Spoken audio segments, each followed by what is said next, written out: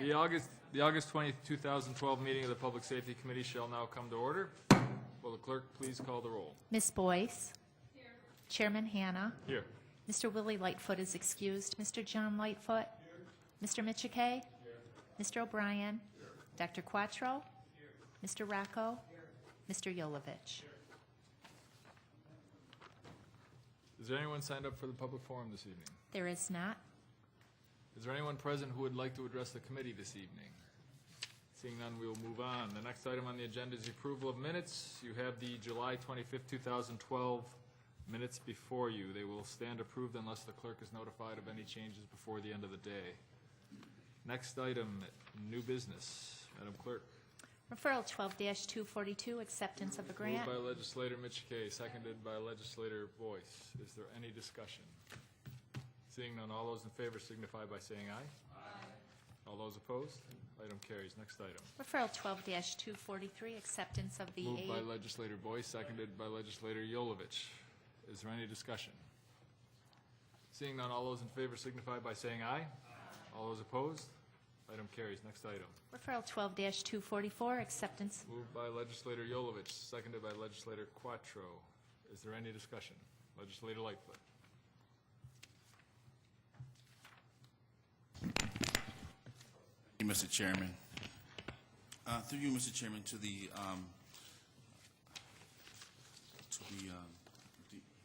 administration.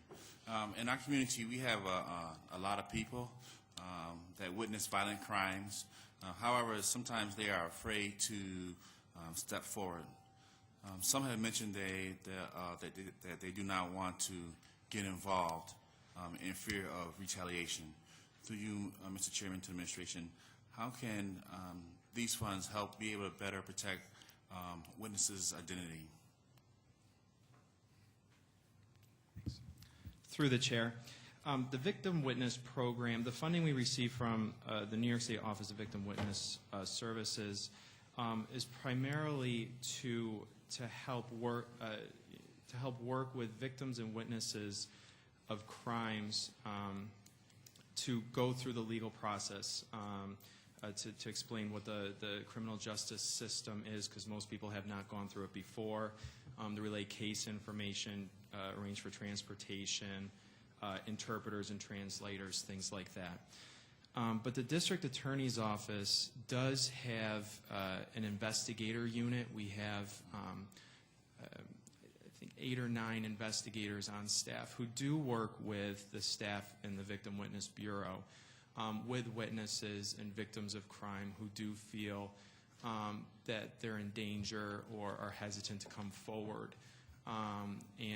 There are resources available to our office from other entities such as our forfeiture fund to help with relocation fees and protection fees and things like that. Mr. Chairman, through you to the administration, I have a few questions, but basically what I want to really get at, and I'll just ask you, do you think that your office can begin to create a survey or a questionnaire to ask some of our witnesses that, what can make them feel safer coming forward and participating? Bearing on the resolution? It does, Mr. Chairman, because as we begin to set these grants, I am looking for grants that have a significant effect for our community. Sometimes in my neighborhood, district that I represent, Mr. Chairman, I consistently hear that people are scared to witness and they're just afraid to come forward. Okay. And I'm just trying to get to how can we, without armchairing, how can we get to some of the variables that witnesses may be afraid to come forward? And I understand that. You asked that question, and the previous question was that very question. And the answer was it not satisfactory to you, or? Well, it was. They have a way through helping the process, and I guess I'm just trying to determine figure out, do we believe that that is the best used process, or is there something more that we could be doing? I guess that's just what I'm trying to get at. I guess my point, Mr. Chairman, was that we are not about to micromanage the way they handle this money. Correct. No. At this point, what we'd like to do is know if we want to vote on this particular proposal, which is an acceptance of the grant. Okay, Mr. Chairman. Very good. Is there any other discussion? Seeing none, all those in favor signify by saying aye. Aye. All those opposed? Item carries. Next item. Referral 12-245, authorize an Moved by intermunicipal. legislator Quattro, seconded by legislator Rocco. Is there any discussion? Seeing none, all those in favor signify by saying aye. Aye. All those opposed? Item carries. Next item. Referral 12-246, acceptance. Moved by legislator Rocco, seconded by legislator Michike. Is there any discussion? Seeing none, all those in favor signify by saying aye. Aye. All those opposed? Item carries. Next item. Referral 12-247, Moved by amend legislator resolution. Michike, seconded by legislator Boyce. Is there any discussion? Seeing none, all those in favor signify by saying aye. Aye. All those opposed? Item carries. Next item. Referral 12-248, acceptance of a grant. Moved by legislator Boyce, seconded by legislator Yolovich. Is there any discussion? Legislator Lightfoot. Mr. Chairman, through you to the administration, the City of Rochester provides the Pathways to Peace, which appears to be similar to what is being proposed here today. Can you tell me how these services will be differ from the Pathways to Peace? Through the chair, Bob Burns from the Office of Probation and Community Corrections. This is a one-time grant, an opportunity that was made available through ERA or stimulus funds that were unspent by DCJS in Albany. DCJS was aware of a program that we call Second Chance or Ceasefire, where we bring in 25 of our highest risk youth on probation. The Catholic Family Center answered an RFQ successfully, indicating that a worker that they already have on staff will continue to work with these high-risk youth. It is true that we work with Pathways to Peace. They are outreach workers as well. We have more than enough troubled youngsters in our community to have this one individual through Catholic Family Center and the 4 or 5 individuals that now work for Pathways to Peace. So we work closely with Pathways. This one just happens to be through the Catholic Family Center. So are there any variables, through you, Mr. Chair, that makes the Family Catholic Center most significant above other providers, or through the RFQ? Yes, that's it. Through the chair, they did well in the application for consideration. They have been working as our reentry partners since 2006. They're a large agency with multiple programs dealing with employment retention, sobriety, education, vocational education, and housing. And those are all of the the features that cause a lot of our people to get into more trouble. So they're an agency that works very closely with our population. Mr. Chairman. Thank you. Is there any other discussion? Seeing none, all those in favor signify by saying aye. Aye. All those opposed? Item carries. Next item. Referral 12-265. Moved by legislator Yolovich, seconded by legislator Quattro. Is there any discussion? Legislator O'Brien. Yes, just as a confirmation appointment of the conflict defender, and I'd just like to comment, Mr. Chair, that Mr. Nossi enjoys an excellent reputation in the legal community. You're one ahead of us here. Oh, I thought you said 265. 249? Yeah, 249? We already voted on 249. I just read 260. No, we didn't. 248. I thought we were on 249. We're on 249.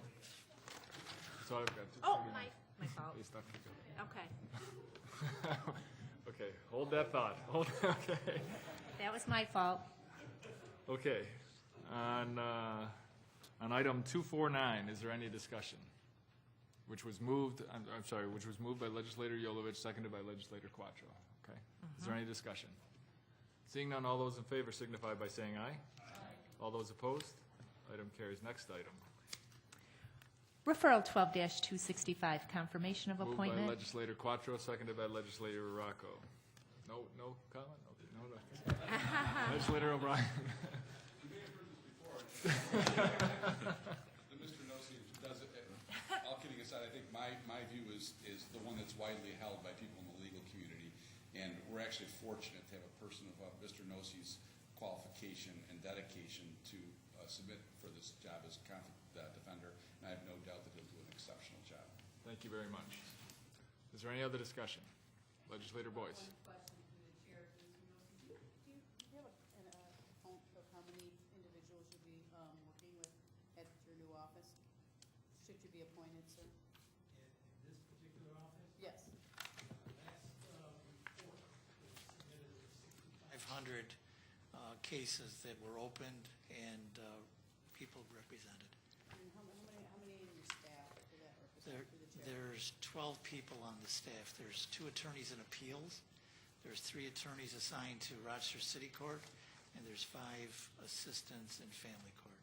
And do you have any administrative staff through the chair? Yes, I believe that there were 3. One person who had been employed in that office for many years, who, as an individual myself, who accepted assignments, did a wonderful job. Barb Ingrasci had just retired, so there's 2 support staff right now with, I assume, a vacancy. Through the chair, do you know maybe through the administration if that would be filled or who would be able to? Well, through the chair, I don't. I did meet with the interim conflict defender, Chris Sopransky, and that discussion, which was very informal in anticipation of this process, was that she did not believe that any decisions that were significant were going to be made until there was a determination as to the appointment of a permanent conflict defender. Okay, thank you for your time. You're welcome. Is there any other discussion? Seeing none, all those in favor signify by saying aye. Aye. All those opposed?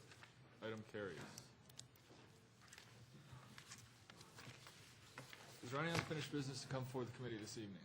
Legislator O'Brien. Thank you, Mr. Chairman. I just want to note for the record how much our caucus enjoyed and appreciated the recent tour of the jail facility, which was eye-opening. It's a remarkable job being done there, and it was really a great experience for all of us that went. So thank you, through you, Mr. Chairman, to the administration. We really appreciate it. Thank you, Mr. O'Brien. Is there any other unfinished business? There being no further business, the August 20th, 2012 meeting of the Public Safety Committee stands adjourned. The next meeting of the Public Safety Committee will be held on September 24th, 2012 at 6 p.m.